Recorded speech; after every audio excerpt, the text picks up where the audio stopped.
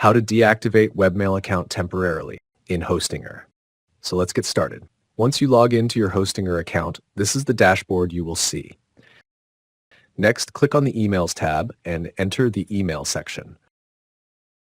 Next, click the Mailboxes button associated with your domain. Under Manage Mailboxes, I currently have only one email account set up for this domain. To temporarily deactivate Webmail account, click on the three-dot More option. Next, we need to click this Settings tab.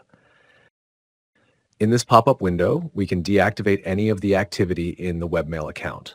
We can select these options. To suspend users from logging into the Webmail account, we need to select this Suspend Access option.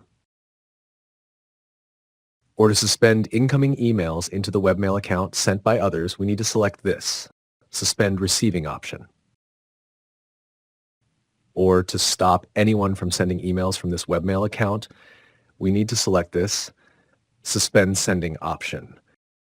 But if you want to totally select all the three options, you can directly select the first Disable Mailbox option.